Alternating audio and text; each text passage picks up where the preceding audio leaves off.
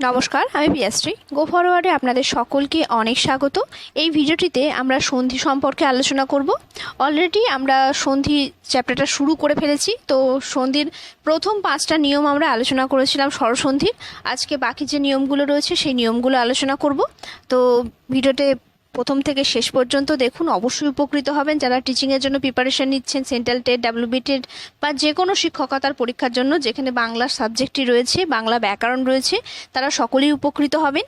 আর আপনারা যদি আমার ভিডিওটির পিডিএফ সংগ্রহ করতে চান তাহলে গো ফরওয়ার্ডের টেলিগ্রাম চ্যানেল রয়েছে, ডেসক্রিপশানে আপনারা লিঙ্ক পেয়ে যাবেন, সেখানে জয়েন হয়ে যান। সেখান থেকে আপনারা ইজিলি পিডিএফটি সংগ্রহ করতে পারবেন এবং আপনাদের নিজেদের জন্য ব্যক্তিগতভাবে নোটস তৈরি করে রাখুন। কারণ প্রত্যেকটা ভিডিও আমি ভীষণ যত্ন করে বানাই যাতে আপনাদের জিনিসগুলো পুরো পরিষ্কার ধারণা হয়।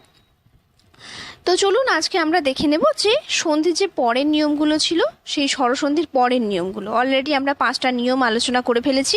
তো সন্ধি সম্পর্কে বলতে গেলে যারা প্রথম দেখছেন তাদের জন্য একটু ছোট্ট বলে রাখি যে সন্ধি সবসময় দুটো শব্দের মধ্যে হয়, দুটো শব্দ থাকে সেখানে, কিন্তু সন্ধি দুটো শব্দের মধ্যে হয় না, হয় দুটো ধ্বনির মধ্যে। তো এই ধ্বনিগুলো কোন কোন দুটো ধ্বনি?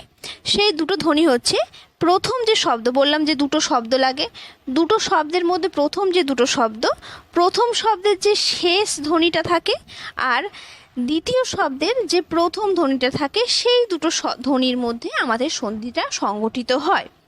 মূলত আমাদের কথা বলার সুবিধার জন্য, আমাদের জীবের পরিশ্রম কমানোর জন্য এই সন্ধিটা ব্যবহার করা হয়ে থাকে। দীর্ঘদিন ধরে আমরা এই জিনিসটাকে ব্যবহার করছি নিজেদের সুবিধার জন্য। তো 6 নম্বর রুলসে কি রয়েছে চলুন একটু দেখে নিই। জিনিসগুলো খুবই সহজ, একটু যত্ন সহকারে একটু মনোযোগ দিয়ে যদি জিনিসগুলো দেখেন, আশা করছি আপনাদের কোনো জায়গায় কোনো ডাউট থাকবে না। আর উদাহরণগুলো একটু মুখস্থ করে নিয়ে একটু উদাহরণ ধরে ধরে পড়বেন। কারণ যে রুলসগুলো রয়েছে সেই রুলসগুলো পড়লেই তো হবে না, আমাদেরকে প্র্যাকটিসও করতে হবে। সব সময় প্র্যাকটিস কিন্তু মাস্ট জিনিস, ব্যাকরণের ক্ষেত্রে বলুন বা যে কোনো জিনিসের ক্ষেত্রে বলুন। তো 6 নম্বর রুলসে আমাদের কি রয়েছে যে প্রথম শব্দের শেষে, অর্থাৎ এই যে প্রথম শব্দটা, সেই প্রথম শব্দের শেষে অধ্বনি কিংবা আধ্বনি এবং পরবর্তী শব্দের শেষে প্রথমে রি ধ্বনি থাকলে এই দুটো ধ্বনির মিলনে অর ধ্বনি উৎপন্ন হয় বা অর ধ্বনি পাওয়া যায়। অর্থাৎ কোনো শব্দের যদি শেষ যে ধ্বনিটা সেটা যদি অ হয় বা আ হয় এবং তারপরে যে শব্দটা রয়েছে তার প্রথমে যদি রি কারটা থেকে থাকে, তাহলে এই দুটো ধ্বনি যখন সন্ধি ঘটবে বা মিলন ঘটবে তখন অর ধ্বনি উৎপন্ন হবে। আর এই অর ধ্বনির যে ধ্বনিটা, সেটা প্রথম যে শব্দ সেই শব্দের শেষ ব্যঞ্জন ধ্বনির সাথে যুক্ত হয় এবং যে রেপটা থাকে, যে রটা থাকে, সেই রটা রেপ হয়ে পরবর্তী বর্ণের মাথায় এসে বসে যায়। তো আমরা যে রেফের নিয়ম সেটা বর্ণ বিশ্লেষণেই দেখেছিলাম। যদি কেউ দেখে না থাকেন তো বর্ণ বিশ্লেষণটা আগে দেখে নিতে পারেন, কারণ বর্ণ বিশ্লেষণটা জানলে সন্ধিটা একটু বেশি সুবিধা হবে আমাদের সলভ করতে। তো রেফ সবসময় যেখানে রেফের রটা যেখানে উচ্চারণ হয় সেখানে কিন্তু রটা বসে না। অর্থাৎ বর্ণ বিশ্লেষণে রটা যেখানে বসবে, আদতে যে শব্দ সেই শব্দের কিন্তু পরের বর্ণের মাথায় বসে। একটা ছোট্ট উদাহরণ নিয়ে দেখি যে বর্ণ শব্দটাই আমরা কোথায় উচ্চারণ করছি? বর্ণ। আমরা রটা কিন্তু মাঝখানে উচ্চারণ করছি, কিন্তু রটা কিন্তু থাকবে কোথায়? মূর্ধন্যয়ের মাথায় থাকবে, রেফটা মূর্ধন্যয়ের মাথায় থাকবে। অর্থাৎ রেফ সবসময় উচ্চারণ হবে যেখানে তার পরের যে বর্ণটা তার মাথায় থাকবে। এটুকু ছিল আমাদের মেন জিনিস। তো এবার এই অর যে নিয়মটা, এই অর নিয়মটা কিভাবে অ্যাপ্লাই হচ্ছে, অর্থাৎ কিংবা আয়ের সাথে রিয়ের মিলনে যে কিভাবে আমাদের রেপটা পরের বর্ণের মাথায় যাচ্ছে বা অটা যুক্ত হচ্ছে, আমরা কিছু উদাহরণ দিয়ে দেখে নেব। প্রথমে কি রয়েছে, এটাও ইম্পর্টেন্ট। যদি আপনি এত বড় রুলসটা মনে রাখতে কষ্ট হয় তো এটাও একটু মনে রাখতে পারেন যে এর সাথে যদি রিকার মিলিত হয় তাহলেও অর হয়, আয়ের সাথে যদি রিকার মিলিত হয় তাহলেও কিন্তু অর হয়। দেখুন এখানে কি রয়েছে, দেব যুক্ত ঋষি। যদি আমরা দেবকে ভাঙি তাহলে দেবকে ভাঙলে আমাদের কি আসে? দ যুক্ত একারের জন্য এ আসবে, আমাদের একটা হসন্ত হবে দয়ে। আর কি আসবে? ব। আর বয়ের জন্য কি আসবে? একটা অ আসবে আমাদের। তারপর কি রয়েছে? তারপর রয়েছে ঋষি। তো এখানে রিকার হবে প্রথমে ঋষির, তারপর কি হবে? তারপর হবে মূর্ধন্য ষ, তারপর হর্ষই। এখানে একটু লেখার সমস্যা, সন্ধি এবং বর্ণ বিশ্লেষণ যদি বোর্ডে করা যায় সেটা সব থেকে ভালো হয়, কিন্তু যেহেতু আমার কাছে কোনো ফেসিলিটি নেই বোর্ডে, তো একটু আপনারাও কষ্ট করে বুঝুন আর আমিও দেখি যে জিনিসগুলো সহজ করা যায় কি না। তো এই যে রিকার আর এই যে অ, এইটা দুটোর মিলনে আমাদের কি উৎপন্ন হচ্ছে? অর উৎপন্ন হচ্ছে। দেখুন দেবর্ষি, দেবর্ষি যে জয়েন্ট হয়েছে, পরবর্তী বর্ণের মাথায় রেপটা চলে যাবে, পরবর্তী বর্ণের মাথায় দেখুন দেবর্ষিটা পরবর্তী বর্ণের মাথায় রেপটা এসছে। আর এই যে অ যেটা উৎপন্ন হয়েছিল, অরের অ, সেই অটা কিন্তু বয়ের সাথে ইনক্লুড হয়ে যাচ্ছে। যেহেতু যদি এটা আ হতো তাহলে বয়ে একটা আকার আসতো, কিন্তু যেহেতু আ নেই তার জন্য অ রয়েছে, তো বয়ের সঙ্গে ইনক্লুড হয়ে যাচ্ছে। তো আরও কিছু নিয়ম রয়েছে যেগুলো একটু দেখে নেব। তো তারপরে কি রয়েছে? শীত যুক্ত ঋত সমান শীতার্ত, একই ফর্মুলা। সপ্ত যুক্ত ঋষি সমান সপ্তর্ষি। তারপর কি রয়েছে? দেব যুক্ত ঋষি সমান দেবর্ষি। তো এগুলো কিন্তু সেম ফর্মুলা। আপনারা যখন প্র্যাকটিস করবেন একটু নিয়মগুলো দেখে দেখে শুধু ফর্মুলাগুলোকে উদাহরণের সাহায্যে একটু অ্যাপ্লাই করার চেষ্টা করবেন, কারণ উদাহরণ দিয়ে করলে জিনিসগুলো আমাদের পুরো ক্লিয়ার ধারণা চলে আসবে। আর যাদের ভিডিওগুলো আবছা লাগছে তারা একটু ভিডিওটার কোয়ালিটিটা ইমপ্রুভ করে নেবেন, কারণ অনেক সময় কোয়ালিটি ইমপ্রুভ না হওয়ার জন্য অনেকে আমাকে কমেন্ট করেন যে ভিডিওটা আবছা লাগছে, তো সেক্ষেত্রে কিন্তু কোনো অসুবিধা হবে না। 7 নম্বর নিয়মে কি রয়েছে? 7 নম্বর নিয়মে রয়েছে যে এই নিয়মটাও প্রায় একই রকম। অ কিংবা আ ধ্বনি পরবর্তী এ কিংবা ওই ধ্বনি থাকলে ওই দুটো ধ্বনির মিলনে ওইকার পাওয়া যায়। তো আমরা আগে যখন 5টা রুলস আলোচনা করেছিলাম সেখানে বলেছিলাম যে যখন সন্ধি হবে দুটো স্বরের মধ্যে, সন্ধি সবসময় দুটো ধ্বনির মধ্যে হয়, তো সেই ধ্বনির মধ্যে যেটা হর্ষ ধ্বনি থাকে, দুটো একটা ধ্বনি যদি হর্ষ হয় আর একটা ধ্বনি যদি দীর্ঘ হয়, তাহলে সবসময় দীর্ঘ ধ্বনিটা প্রাধান্য পায়। এখানে দেখুন অ, এ এবং ও এর মধ্যে কিন্তু ওইটা আমাদের উচ্চারণ করতে বেশি সময় লাগে, ওইটা আমাদের দীর্ঘধ্বনি বা দীর্ঘস্বর। আটাও কিন্তু আমাদের দীর্ঘস্বর। স্বরধ্বনিতে কিন্তু সেভাবে কেউই দীর্ঘস্বর নয়, কিন্তু তুলনায় এগুলো দীর্ঘস্বর। তো এখানে কে প্রাধান্য পাচ্ছে? দেখুন অয়ের সঙ্গে এর যদি সন্ধি হয় তাতেও ওইকার হচ্ছে, আর আয়ের সাথে যদি ওইকার হয় তাতেও কিন্তু এই ওইকারই হচ্ছে। অর্থাৎ অ কিংবা আ, এ বা ওই যার সাথেই মিলিত হোক তাদের কিন্তু মিলনের ফলে বা সন্ধির ফলে কিন্তু ওইকার পাওয়া যাবে, আর ওইটা ওইকার হিসাবে ব্যবহার হবে। আর এইটা কোথায় যুক্ত হবে? সেই নিয়ম একই। এই ওইকারটা, ওই ধ্বনিটি ওইকার হিসাবে প্রথম যে শব্দ সেই ব্যঞ্জন ধ্বনির সাথে যুক্ত হবে। একটা ধারণা সবসময় পরিষ্কার রাখতে হবে যে দুটো শব্দের মধ্যে যখন আমাদের সন্ধি হবে তখন কিন্তু যা উৎপন্ন হবে ধ্বনির শেষে সেটা সবসময় কিন্তু যে প্রথম শব্দটা শেষ ব্যঞ্জন ধ্বনি তার সাথে যুক্ত হবে। তো আমাদের অনেক সময় শব্দ যে শুদ্ধ দেখতে বলা হয়, তখন যদি আমরা দেখি অনেক সময় সন্ধি গঠিত ভুল থাকে, তো সেই ভুলগুলোও কিন্তু এইভাবে ধরা যায়। তো উদাহরণগুলো আমরা দেখে নিই। এখানে দেখুন, এখানে জনের সঙ্গে দন্তনার সাথে অ রয়েছে, জন যুক্ত এক সমান জনৈক। এখানে দন্তনের সাথে ঐকার হয়েছে, মত যুক্ত ঐক্য সমান মতৈক্য, তথা যুক্ত এবচ সমান তথৈবচ, মহাযুক্ত ঐশ্বর্য সমান মহৈশ্বর্য, হিত যুক্ত ঐশী সমান হিতৈষী, ধন যুক্ত ঐশ্বর্য সমান ধনৈশ্বর্য, সদা যুক্ত এব সদৈব, মহাযুক্ত ঐরাবত মহাইরবত। তো এগুলো কিন্তু প্রত্যেকটা এই রুলসটা ফলো করেছে। যেহেতু ভাঙার সুযোগ নেই তার জন্য ভাঙতে পারছি না। আপনারা একটু কাইন্ডলি বর্ণগুলো বিশ্লেষণ করে নেবেন, তাতে আপনাদের বর্ণ বিশ্লেষণের যে জিনিসগুলো সেগুলো একটু পরিষ্কার হয়ে যাবে, তার সাথে সাথে এই যে রুলসটা সেই রুলসটাও ধারণা পরিষ্কার হয়ে যাবে। চলে এসেছি আমরা 8 নাম্বার রুলসে। তো 8 নাম্বার রুলসে কি রয়েছে?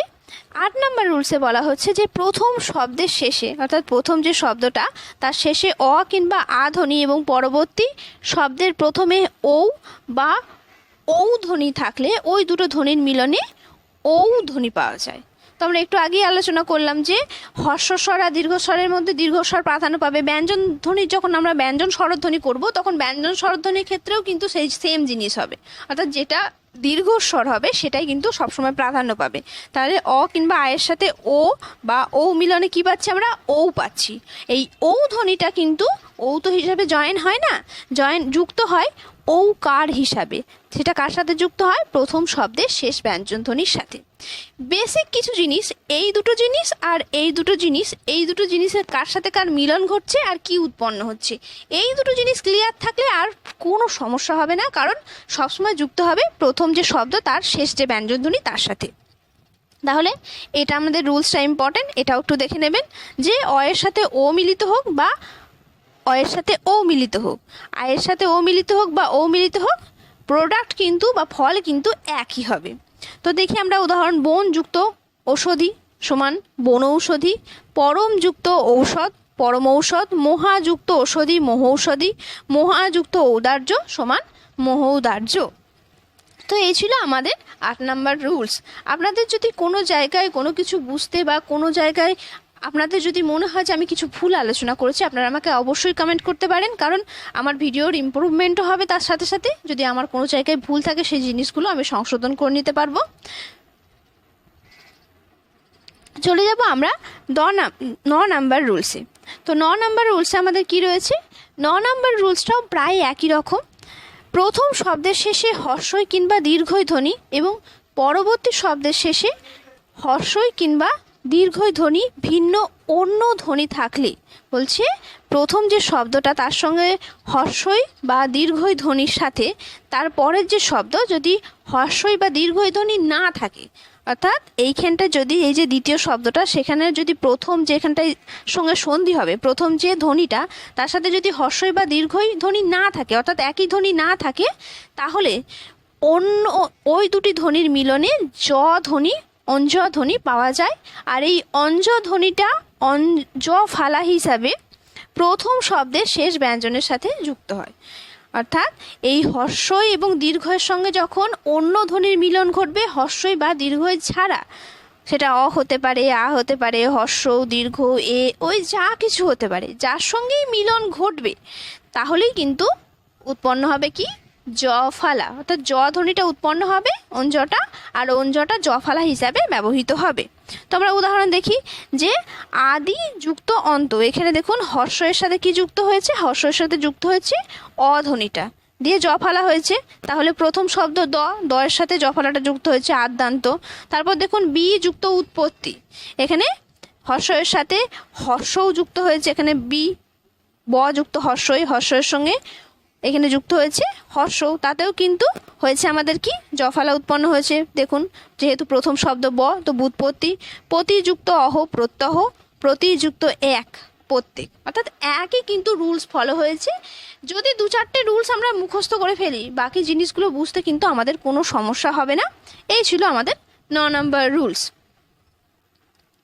আমি চেষ্টা করি সবসময় জিনিসগুলো আপনাদের কাছে একটু সহজ করে তুলে ধরার, জানি না আমি কতটা পারছি।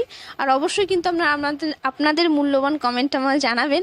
আপনাদের একটা কমেন্ট যদি আসে না, আমার কাজ করতে ভালো লাগে, কারণ প্রত্যেকটা মানুষই তো ব্যস্ত। তারপর যেহেতু এখন গরমে ছুটি রয়েছে, কিন্তু 2 দিন পর আমাদের স্কুলও খুলে যাবে।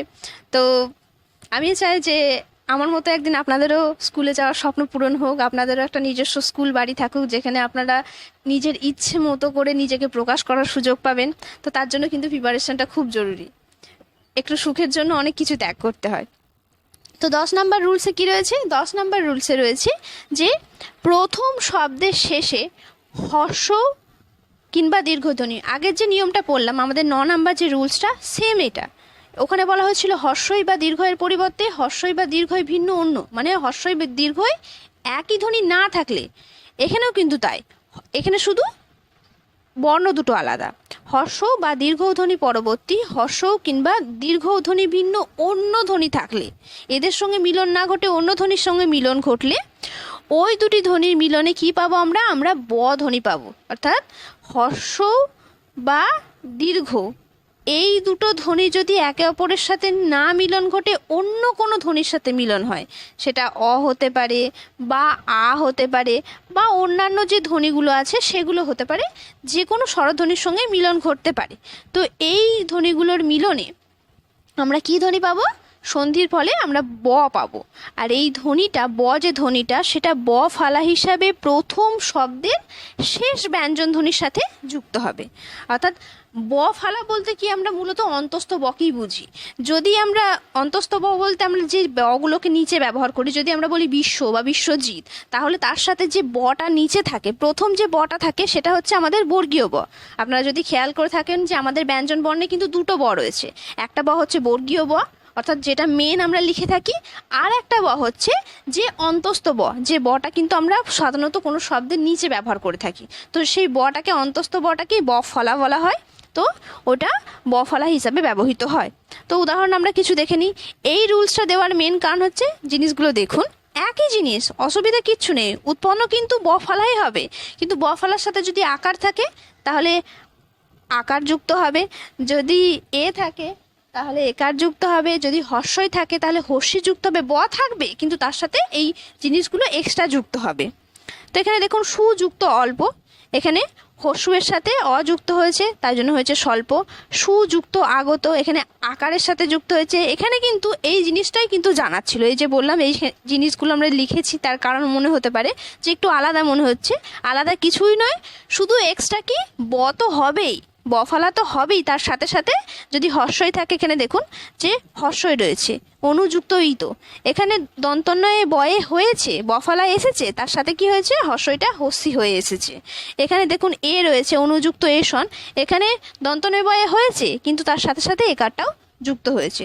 অর্থাৎ ব ফালা তো আসবেই মিলনের ফলে, তার সাথে সাথে যে স্বরধ্বনিগুলো থাকবে আকার ওকার হর্ষি দীর্ঘি হয়ে সেগুলোও কিন্তু যুক্ত হবে।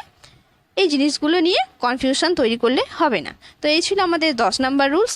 আরও আমাদের দুটো রুলস রয়েছে, তাহলে কিন্তু আমাদের স্বরধ্বনির যে নিয়মগুলো, সেই স্বরধ্বনির নিয়মগুলো শেষ হয়ে যাবে। আর এই স্বরধ্বনির নিয়মগুলো কমপ্লিট করে ফেললে আপনারা মোটামুটি স্বরধ্বনি একদম ক্লিয়ার ধারণা তৈরি হয়ে যাবে আপনাদের। এবার চলে আসবো আমরা 11 নাম্বার রুলসে। তো 11 নাম্বার রুলসে কি বলা হয়েছে যে প্রথম শব্দের শেষে রি ধ্বনি এবং পরবর্তী শব্দের প্রথমে রি ভিন্ন অন্য ধ্বনি থাকলে ওই দুটি ধ্বনির মিলনে র ধ্বনি পাওয়া যায়। আর এই ধ্বনিটি র ফালা হিসাবে প্রথম বর্ণের শেষ ব্যঞ্জন ধ্বনির সাথে যুক্ত হয়। তো দুটো নিয়মের মধ্যে কিন্তু কনফিউশন হতে পারে। একটা আমরা যখন পড়েছিলাম যে অ কিংবা আয়ের পরে যদি রিকার থাকে, সেই রিটা কি হয়ে যায়, 6 নাম্বার রুলস আমরা যখন পড়লাম যে অর হয়ে যায়। তো সেই অরে একটা অ হচ্ছে আমাদের প্রথম বর্ণের সাথে যুক্ত হয়, আর একটা র কিন্তু রেফ হয়ে যায়। কিন্তু এখানে রি এর সাথে, এখানে কিন্তু অ এর সাথে আয়ের সাথে বলা হচ্ছে না, প্রথম বর্ণে যদি রি থাকে আর তার পরের বর্ণে যদি রিকার ভিন্ন অন্য ধ্বনি থাকে, অ আ যা কিছু হতে পারে, হর্ষই দীর্ঘ হস্যু যা কিছু থাকতে পারে, তো সেক্ষেত্রে কিন্তু সেই রটা কি হবে, সেই রটা হবে র ফালা। আর এই র ফালাটা কোথায় যুক্ত হবে, প্রথম শব্দের শেষ ব্যঞ্জন ধ্বনির সাথে। তো আগে যেটা বলছিলাম যে র ফালা তো উৎপন্ন হবেই, যেমন ব ফালা তো উৎপন্ন হচ্ছেই, তার সাথে অ থাকলে অটা আগে যুক্ত হচ্ছে যে প্রথম শব্দ শেষ ব্যঞ্জন ধ্বনি, তার সাথে আ থাকলে আকার, হর্ষই থাকলে হর্ষিকার, দীর্ঘই থাকলে দীর্ঘইকার, এগুলোও কিন্তু যুক্ত হবে। তো আমরা উদাহরণটা দেখি। পিতৃযুক্ত অনুমতি সমান পিতৃ অনুমতি, মাতৃযুক্ত আদেশ সমান মাত্রা আদেশ, পিতৃযুক্ত ইচ্ছা সমান পিতৃচ্ছা, পিতৃযুক্ত উপদেশ সমান পিতৃপদেশ। তো এই যে জিনিসগুলো, এই জিনিসগুলো কিন্তু এই ওপরের রুলসটা ফলো করেই হচ্ছে। বর্ণ বিশ্লেষণ করে দেখাতে পারলে সব থেকে ভালো হতো, কিন্তু অসুবিধার জন্য দেখাতে পারছি না। তো অসুবিধা কিছু নেই, রুলসটা যথেষ্ট পরিষ্কার করে দেওয়া রয়েছে। 2-3 বার যদি আপনারা রিভিশন করেন তাহলেই কিন্তু ধারণাগুলো সম্পূর্ণ ক্লিয়ার হয়ে যাবে। এবার চলে যাব আমরা 12 নাম্বার রুলসে। আপনাদের হয়তো মনে হতে পারে যে বইয়ে তো আরও নিয়ম রয়েছে, এই রুলসটাকে কিন্তু 4 বার ভাঙা যায়, কিন্তু আমরা 4 বার ভাঙবো না, জিনিসগুলো জটিল হয়ে যাবে। একটু জিনিসগুলোকে সহজ করার জন্য আমরা কিন্তু একটা রুলসের মধ্যেই আলোচনা করব। তো দেখে নিই, কোনো অসুবিধা হবে না যদি কোয়েশ্চেনেও আসে। তো 12 নাম্বার রুলসে কি রয়েছে যে ওই রিকার ভিন্ন রিকার অন্য ধ্বনি থাকলে, এটাও কিন্তু তাই, এর পর অন্য কোনো স্বরধ্বনি থাকলে, অর্থাৎ এর জায়গায় যদি এ না থেকে অন্য কেউ থাকে, সেটা অ হতে পারে, আ হতে পারে, হর্ষই হতে পারে, দীর্ঘই হতে পারে, যাই থাকুক, তার সাথে সন্ধির পর কি মিলনে কি উৎপন্ন হয়, অয় উৎপন্ন হয়। প্রথম উদাহরণটা দেখুন, নে যুক্ত অন। এখানে কি আছে? নে যুক্ত অন, দন্তন্য, দন্তন্যর সাথে কে আছে? একার আছে, তার মানে এ, তার মানে ন যুক্ত এ, তার সাথে কি আছে? অন, ও, অনের অ যুক্ত দন্তন্য। তো এই যে দন্তন্যটা রয়েছে, দন্তন্যকে ভাঙলেও আবার অ আসবে। এই যে নয়ন শব্দটা রয়েছে, নয়ন শব্দটার মধ্যে সন্ধি কার সাথে হচ্ছে? এর সাথে অয়ের, এর সাথে এর নয় কিন্তু, এখানেই কিন্তু উদাহরণগুলো একই, এই 3-4টে রুলসই কিন্তু সেম জিনিস। এর সাথে যদি এর মিলন ঘটতো তাহলে একটা অন্য ব্যাপার ছিল। এখানে কি বলা হচ্ছে যে এর সাথে এর যদি মিলন না ঘটে, অন্য কোনো ধ্বনির মিলন ঘটে, তাহলে কি উৎপন্ন হয়? অয় উৎপন্ন হয়। নে যুক্ত অন সমান নয়ন। এই যে অয়টা উৎপন্ন হয়েছে, অটা হয়ে যাচ্ছে অন্তস্থ, আর অটা অন্তস্থটা তো অয়ের জায়গায় চলে আসছে, আর অটা যে নয়ের সাথে, দন্তনয়ের সাথে মিশে যাচ্ছে। তারপরে রুলসটাও তাই, ও এর পর অন্য কোনো স্বরধ্বনি থাকলে ও এর স্থানে আই হয়। পরের উদাহরণটা দেখুন, গই যুক্ত অ। এখানে গইকে ভাঙলে গ যুক্ত ওই হতো, আর তার সাথে অক আছে, অর্থাৎ অযুক্ত হয়েছে, তো এখানে কি হয়েছে? আই হয়েছে, তো গায়ক। তারপরে দেখুন, ও এর পর অন্য কোনো স্বরধ্বনি থাকলে ও এর স্থানে অব হয়। তো প যুক্ত অন, এখানে ওটা কার সাথে যুক্ত হয়েছে? অ এর সাথে যুক্ত হয়েছে, তো তার জন্য হয়েছে আমাদের পবন, কারণ অব উচ্চারণ হচ্ছে, অটা প্রথম বর্ণে যুক্ত হয়ে যাচ্ছে আর বটা চলে আসছে অ এর জায়গায়। নৌ যুক্ত ইক, এটা এই শেষ যে রুলসটা সেটা ফলো হয়েছে, যে ও এর পরে ও এর ভিন্ন অন্য কোনো স্বরধ্বনি থাকলে ও এর জায়গায় আব উচ্চারণ হয় বা আব উৎপন্ন হয়। 2015 সালে কিন্তু এখানে একটা কোয়েশ্চেন এসেছিল যে এটার সাথে এর জায়গায় এ না থাকলে কি উৎপন্ন হয়, এই নিয়ম থেকে একটা কোয়েশ্চেন এসেছিল। তো সেক্ষেত্রে আমাদের রুলস জানাও কিন্তু ইম্পর্টেন্ট, কারণ রুলসও আসতে পারে আপনাকে যে এর সাথে এ ভিন্ন অন্য কেউ থাকলে কি হয়, কিংবা কখনো কখনো আপনাকে উদাহরণ দিয়ে রুলসটা দেখতে বলতে পারে, কখনো কখনো উদাহরণ দিয়ে দিয়ে শুদ্ধ যাচাই করতে বলতে পারে, বিভিন্ন রকমভাবে আনসার হতে পারে। তো তার জন্য আমাদের একদম পুরো কনসেপ্ট জরুরি। তো কনসেপ্টের জন্যই কিন্তু ভিডিওগুলো অনেকটা লেন্দি হয়ে যায়, না হলে কিন্তু ওপর অনেক কিছুই করা যায়, অনেক ভিডিওই বানানো যায়। তো সবসময় আমি চেষ্টা করি যে ভিডিওর কোয়ালিটিটা বজায় রাখার, আর যাতে আপনাদের পড়তে একটু হেল্প হয়ে যায় তার চেষ্টা করি। তো ভিডিওটা কেমন লাগলো অবশ্যই লাইক কমেন্ট করে জানাতে ভুলবেন না। ভিডিওটা ভালো লাগলে একটা লাইক করবেন, চ্যানেলে নতুন হলে চ্যানেলটিকে সাবস্ক্রাইব করবেন, আর আমার ছোট্ট চ্যানেলটির পাশে থাকবেন। প্রথম থেকে শেষ পর্যন্ত ভিডিওটি দেখার জন্য আপনাদের সকলকে অনেক ধন্যবাদ। আশা করি আপনাদের প্রিপারেশন ভালোই চলবে।